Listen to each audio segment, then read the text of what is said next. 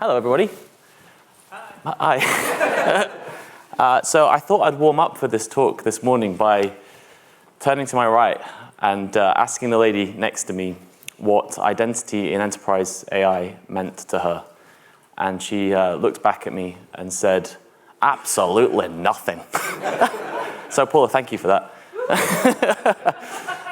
But it is true that identity is somewhat intangible, and it doesn't mean a lot to a lot of people, but it's pretty foundational, I believe, to what's happening now in enterprise AI, and that's what I want to talk about today. I think before I go into my slides, I just want to give you a frame of reference to the way that I think about identity. And if you think about your organization, you have various different identities. But the two major categories that we've always had are humans on one side. So these are your customers, your contractors, your employees. And then on the other side, you have machines. So it could be a mobile phone, it could be a server. So that's a physical machine.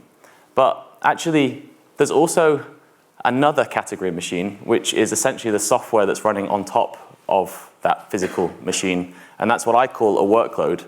And arguably, I believe that a workload should be identified just in the way that a physical machine or a human gets identified and secured as well. The problem we've got now is that we actually do have this third category of identity, and that is agents. And agents, ultimately, to me, are just another type of workload. They're essentially just a machine. But the problem that we've got is that they take on characteristics of the human. Because when the human decides that they want to actually achieve something with an AI agent, how can we trust what it does off the back of that? We have to essentially try and ensure that it continues to carry out the intent of the original human. So this is what we call the on behalf of use case. Otherwise, we've got fully autonomous agents. So think about human identities, machine identities, workload identities, and then this new category of agent identities. So just as a little bit of background to me, I started, like Amanda said, 20 years ago at Ubuntu. And then I went to NoSQL and worked with MongoDB. I then started a Kubernetes company, and a little bit by luck, created the de facto standard for doing certificate lifecycle management in Kubernetes called cert-manager, which we donated to the CNCF in 2020, which is downloaded millions of times a day. And this is essentially what opened my eyes to identity. We were then acquired by a company called Venafi, which created the machine identity category, and then we were acquired again, and then again, and then again. And ultimately, I ended up a VP of workload identity for Palo Alto Networks. And so for the past 3 years, essentially, I've looked at how we apply identity to workloads, and that specifically relates to AI agents in the past year or two. A little bit like I got very taken by Kubernetes as a concept and decided to risk it all by starting Jetstack. I feel the same way about how we think about securing AI to data sources. So I did leave a couple of months ago to join my new business partner, who's ex-Anthropic, and what we're trying to do is essentially secure access and control context with BoltMCP. So I think we actually heard about this on the panel earlier, and foundationally to me, a lot of what matters in this next phase of infrastructure essentially is trust. We now live in a world where there is an AI version of Amanda Brock. How do we trust that version of Amanda Brock? And it comes down to trust. And the trust, I think, is on 3 levels. First of all, we have to trust the agents that we run inside our organization. We have to ensure that those agents have the right access to the right things. And then once they have access, how do we trust what they're doing once they're there? But that's challenging today because of AI. But we had a massive problem even before AI, because we've spent 30 years thinking about how we actually secure the identity of our humans inside businesses, but we've thought very little about how we secure our machines. And machines or workloads have been exploding over the past 10 years. Only 3 years ago, for every 1 human identity in your business, there was 40 machine identities. The year later, there were 80. And as of recently, there's now 109 for every 1 human identity inside your business. But we have spent no time, really, thinking about securing our machine identities in the same way that we have humans. That is going to explode yet again in the next couple of years as agents start to come online. And what's really scary about this is these machines obviously are very good at, or we're very good at leaking their identities, essentially. So if anyone follows the State of Secret Spore report, 2 years ago, a company called GitGuardian found 22 million leaked secrets on GitHub. And that was up from 17 million leaked secrets the year before on GitHub. And that is going to increase yet again. And so you hear this meme where hackers don't break into your business anymore. They just find these keys and log in. This gets much, much worse in the context of AI. And we've all now seen Grafana, Vercel, Axiom. There's just so many examples of this. And I just think it's going to get worse and worse and worse because AI doesn't know what a secret is, and it'll use it in every opportunity it can, and these will end up on the internet. So it's like having your email password out on the internet, for example. So I think we need to start with like a base of identity. That's Aristotle, who essentially said that an entity without an identity doesn't really exist. It kind of takes on the form of its attributes. And so what I want to do is essentially take an AI agent and use its attributes so you can trust it. And once you trust the agent and you've registered it, I want to make sure that we tie it to our root of trust, which is essentially, for anyone who may or may not have heard of this term, but PKI or certs, which is obviously what I've been working for a long time.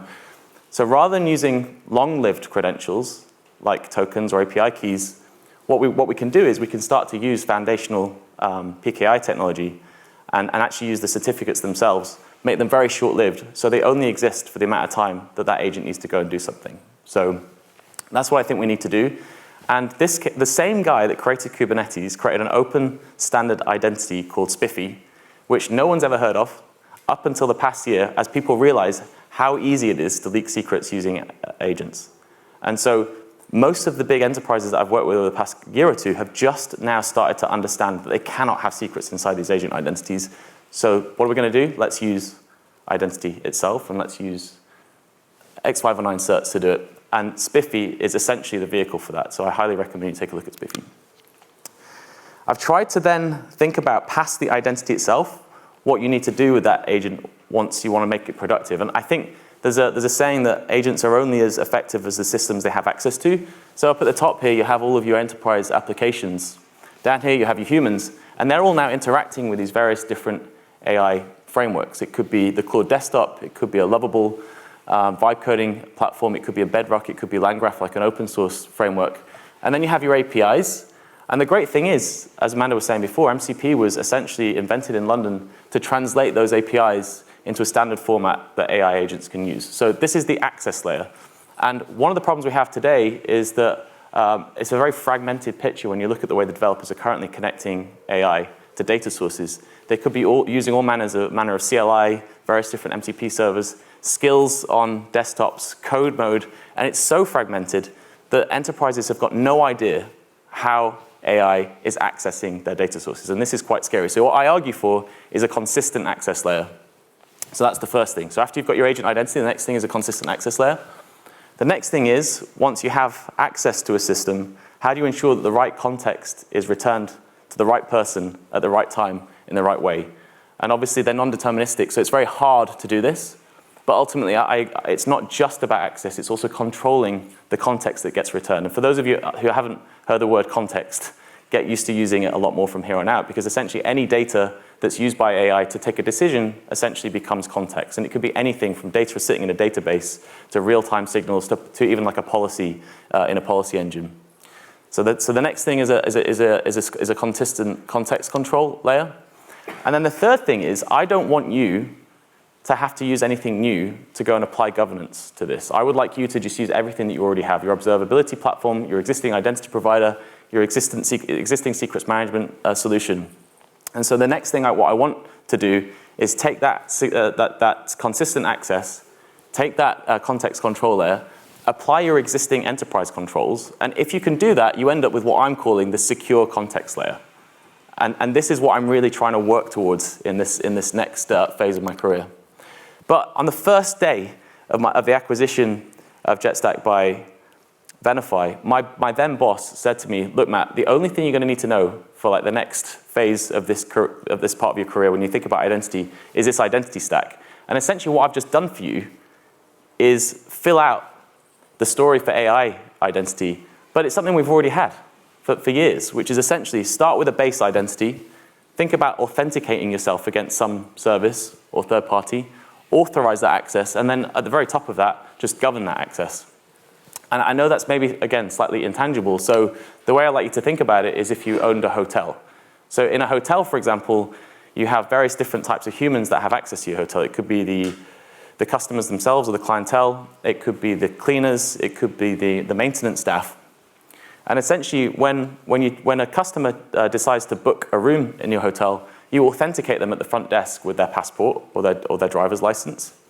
And then once they're authenticated, you don't want to give them a master key. You don't want them to have access to everything. So then you need to essentially give them a key card that's short-lived to give them access to a particular room. And so we've thought about the identity of the person. We've thought about the way that we authenticate them with a passport or a driving license. Then we're authorizing them access to a particular room. And then we govern that whole process. So if they don't pay their bill, then we'll know who they are and we can go back and get that money back from them. The way that I think about agents in this context, it would be like having a bunch of like gremlins like running around. And the problem is that these gremlins multiply. So if they hit water, they're just going to get, there's not just one agent. If it needs to do something, you can go and spin up another one and another one and another one and another one. So do you really want these gremlins running around your organization without properly identifying them, authenticating them, authorizing them, and keeping them under these guardrails? And identity, to me, is absolutely fundamental to that. So that's, again, what I'm really trying to think about is like these gremlins running around my organization and trying to get them under control.